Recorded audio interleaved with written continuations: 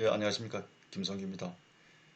코로나 바이러스 문제로 영상으로 뵙게 되었습니다. 제가 발표할 주제는 정치 변동과 교육 정책, 일본의 애국인 교육 정책과 제일한국인 교육과의 관련성을 중심으로 그간의 연구 성과를 발표하도록 하겠습니다. 발표 순서는 화면과 같습니다. 연구 배경 및 연구 목적입니다. 제일한국인 사회가 크게 변화하고 있습니다.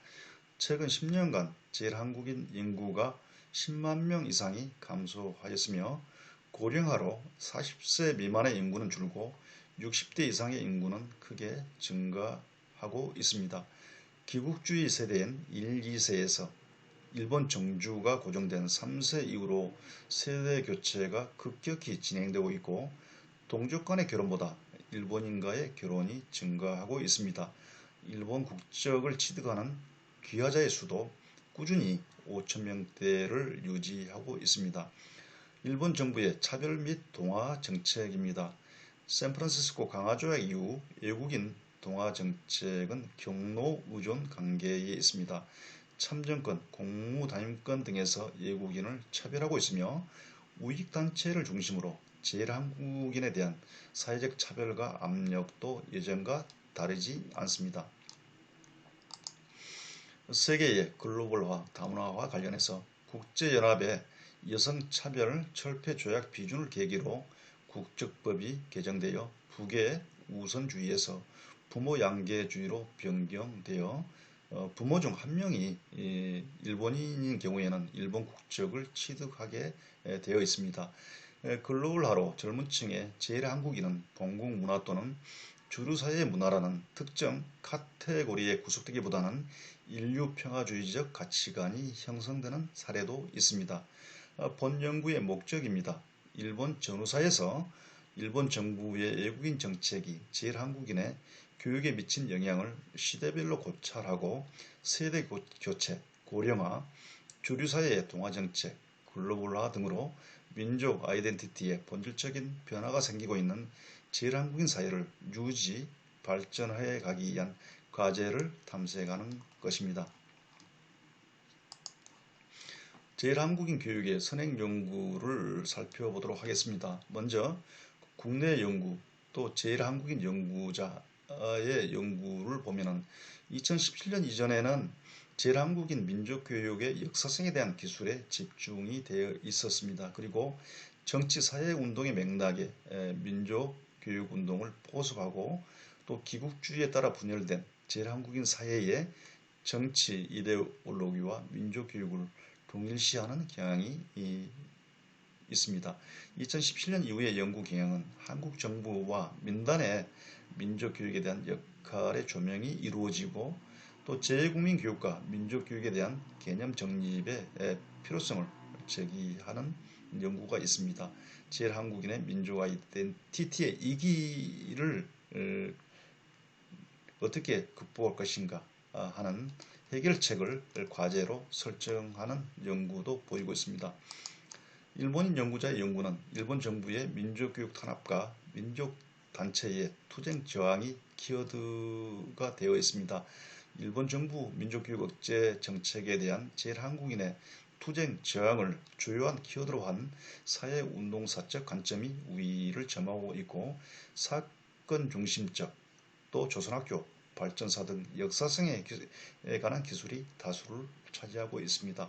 민족교육 운동을 일본의 교육민주화 운동에 포섭함으로써 제일한국인의 민족교육이 독립, 연구 분야로 정착하는 데 한계도 나타나고 있습니다. 민족교육에 대한 교육학적 평가도 미흡하다는 지적을 할 수 있겠습니다. 민족교육을 위한 저항의 양적 측면을 중시한 반면 교육의 질적 측면에 관한 평가는 소홀히 하고 사상교육을 치중한 가시적 교육시설을 민족교육의 성과로 평가한 반면 아동의 성장 발달 등 교육학적 관점은 부족한 그런 내용을 지적할 수 있겠습니다. 정치 변동과 교육 정책입니다. 신제도주의의 역사적 제도론에서는 근본적 제도 변화를 경험하는 역사적 분기점을 중대 국면으로 설명하고 있습니다. 중대 국면에는 경제공황, 정치적 사건, 정치제도, 체제의 변경 등이 있습니다.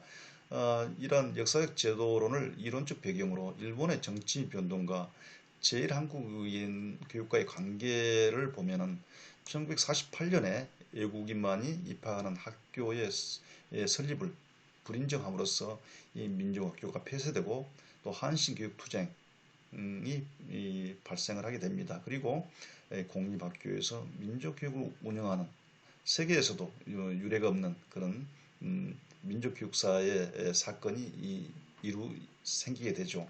1952년에 샌프란시스코 조약 발효로 미군의 점령에서 일본이 해방되고 나서 외국인은 취약 의무에서 제외하고 또 공립 조선인 학교를 폐지하기에 이릅니다. 1965년에 한일 양국 간의 한일 기본 조약이 체결된 이후에는 민족 교육을 제한하고 외국인 학교 법안 등 통제를 제도화하려는 정치적인 시도가 있었습니다. 1994년에 일본 정부가 아동의 권리 조약을批准한 이후에 외국인 학교 간의 고등교육기에 차별이 발생하고 이에 대해서 국제연합의 압력과 일본 정부의 거기에 대한 또 순응하지 않는 정책 방향 등은 긴장 관계에 있었다고 할 수 있겠습니다. 그리고 2003년에는 드디어 외국인 학교에 대해서 고등교육 기회를 전면 개방함으로써 한국 조선학교의 대학 입학 시험 수험 자격이 인정되기에 이릅니다. 이처럼 일본의 정치 변동은 제1한국인의 교육에 커다란 영향을 미쳤다고 정리할 수 있겠습니다. 미군 점령하에 제1한국인 교육 정책을 살펴보면 해방 후부터 1947년까지는 제1한국인 교육의 방임적 태도였다고 할 수 있겠습니다. 그러나 1948년에 조선인 학교의 취급에 관하여라는 훈령이 발령된 이후에 제1한국인의 민족교육을 금지하고 또 민족교육기관을 폐쇄하기에 이릅니다. 제1한국인의 민족교육 사수를 위한 저항운동이 발발하고 연합국군이 일본 점령기의 유일한 비상사태를 선포하게 됩니다. 그리고 여기에 대해서 제1한국인은 대규모로 투쟁을 하여 한신교육투쟁이라는 민족교육사의 중요한 사건이 이 시기에 생겨납니다. 다수의 제1한국인의 희생을 초래하게 되죠. 일본 정부가 민족교육에 대한 입장을 유연하게 전환하는 계기가 되어서 전국 각지에 공립으로 운영하는 민족학교 45개 학교가 설치가 되죠. 제1한국인의 민족교육을 일본의 교육재정으로 운영한 매우 이례적인 선례라고 할 수 있겠습니다. 샌프란시스코 조약의 발효와 민족교육입니다. 1952년 4월 28일 샌프란시스코 조약의 발효로 일본이 연합군의 점령에서 해방이 됩니다. 조약 발효 이래 법무성 국장 명의로 제1한국인의 일본 국적 상실을 발표를 합니다. 그리고 1953년 2월 11일 문부성 훈령에 의해서 외국인은 취약 의무가 없고 외국인을 호의적으로 일본의 의무교육학교에 입학시키는 경우에도 의무교육의 무상원칙은 적용하지 않는다는 방침을 일본 정부가 발표를 하죠. 조선인은 특별한 사정이 있기 때문에 한일 우호 정신에 따라 가능한 한 편의를 제공한다고 하고 있습니다. 다만 법령 준수를 조건으로 학교 사정에 따라서 취약을 허용한다는 제한적인 내용이 포함되어 있습니다. 1953년 훈령은 일본의 의무교육학교에 취약하는 경우에도 무상으로 하지 않는다는 방침으로 공립민족교육기관은 폐지되기에 이릅니다. 한일기본조약과 민족교육 간의 관계입니다. 문부성은 한일기본조약이 체결된 이후 1965년 훈령에서 공립민족학교의 지위의 상실 그리고 민족교육을 실시하는 교육기관을 인정하지 않는다는 훈령을 발령을 합니다. 일본 정부가 민족 교육을 통제하기 위한 방편으로 외국인 학교 법안을 작성해서 국회에 제출하였습니다만은 이 법안에 대해서는 민족 교육을 금지하는 치안입법이라는 일본 국내에서의 사회단체 지식인 측의 반발에 부딪혀서 제정에는 실패하게 됩니다. 외국인 학교 법안 등 민족교육 탄압을 위한 치안입법과 민족학교 졸업생에 대한 차별 등은 민족교육 운영에 변화를 초래하게 됩니다. 그래서 한국 학교의 모범학교로 최초로 설립된 도쿄 한국학교를 민단이 일조교, 즉 일본의 교육과정과 교과서에 의해서 일본의 교육을 하는 학교로 전환하도록 일본 정부에 요청하기에 이릅니다. 다음은 아동권리조약과 민족교육입니다. 1989년 국제연합이 아동권리선언 30주년을 맞이해서 아동권리에 관한 조약을 체결합니다. 여기에는 소수민족의 민족교육을 받을 권리를 국제적으로 승인하였다는 데 의의가 있습니다. 일본 정부는 1994년 4월 22일 조약을 비준해서 민족교육 보장을 국제적으로 선언하게 됩니다.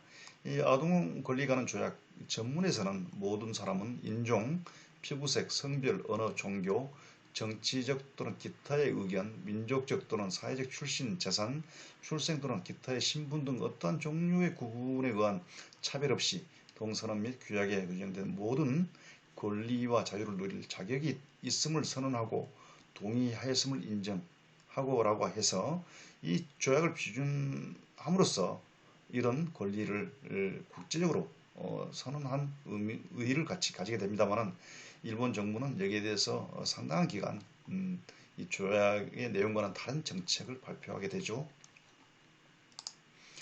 이 아동의 권리에 관한 조약에 의해 설치된 아동권리위원회는 소수민족의 교육 접근 기회 등에 대해서 일본 정부를 압박을 합니다. 1998년 6월 5일 제1한국인 등에 대한 최종 견해를 일본 정부에 권고를 하였는데 그 내용에는 한국 출신 아동의 고등교육시설 내의 불평등한 기회 및 아동 일반이 사회 전체의 부분 특히 학교 제도에 참가할 권리를 행사할 때 경험하는 곤란에 대해서 특히 우려한다고 하고 있습니다. 그러나 1999년 9월 문부성이 외국인 학교 학생에게도 대학 입학 자격을 인정하는 학교교육법 시행규칙을 개정하였는데 이 개정으로 대학 입학 자격 검정 및 중학교 졸업인정 시험의 수험 자격 인정 기준이 완화되었지만은 제1한국인 민족교육기관은 적용 대상에서 제외됐습니다. 그래서 일본 정부는 인종차별 철폐위원회에 권고하고는 다른 방향으로 정책이 나아가게 됩니다. 2001년 3월 20일 인종차별철폐위원회는 일본 정부의 최종 견해를 통보합니다. 여기에는 체결국에 대하여 한국 조선인을 포함한 마이너리티에 대한 차별적 취급을 철폐하기 위하여 적절한 조치를 할 것을 권고한다고 하고 있습니다. 이러한 국제연합의 지속적인 압력에도 불구하고 2003년 3월 6일 문부과학성이 대학이나 고등학교 입학 기회를 사실상 영미계 학교에 한정해서 인정한다는 방침을 중앙교육심의회에 제출합니다. 문부과학성의 방침에 대해서 정치권에서 문제를 제기하고 또 외국인 학교 차별 시정을 요구하는 변호사 단체, 지식인층의 저항, 그리고 외국인에게 우호적인 정책을 추진해 왔던 교토 등 혁신, 지자체 사례 등은 문부과학성이 입장을 전환하도록 하는 데 있어서 압력이 됩니다. 마침내 2003년 8월 1일 문부과학성은 한국학교 등의 대학 입학시험 수험 자격을 인정하기에 이릅니다. 제1한국인 사회 과제를 크게 두 가지로 총괄해 보도록 하겠습니다. 첫째는 제1한국인의 생활 구조에 본질적인 변화가 진행되고 있다는 점입니다. 일본 정주가 고정되고 세대 교체가 진행되어 민족 아이덴티티의 혼란과 위기가 초래되고 있습니다. 일본의 외국인 차별 동화 정책은 제1한국인 개인이 오른쪽 그림에 A, B, C 중 하나를 선택하도록 하는 외생적 쇼크로 작용하고 있습니다. 그래서 제1한국인은 한국 국적을 유지하면서 민족 의식을 보유하든지 아니면은 현지에 동화되어 현실적인 이익을 중시하든지 또는 그 중간에서 한국 국적을 버리지만은 민족의식을 보유하고자 하는 여러 가지 선택 행동으로 나타날 수 있다는 점입니다. 둘째는 상상적 공동체로서 민족보다는 현실적 생활을 중시하는 경향이 나타나고 있습니다. 본인보다는 자녀 미래를 위하여 일본 학교에 입학을 선택하고 일본인과의 혼인 등을 적극적으로 선택하는 선택 행동이 나타나고 있습니다. 그리고 글로벌화, 다문화 사회의 진행으로 밀레니엄 세대에서 인류 평등주의를 보편적 생활 철학으로 하는 탈민족화 가능성도 나타나고 있습니다.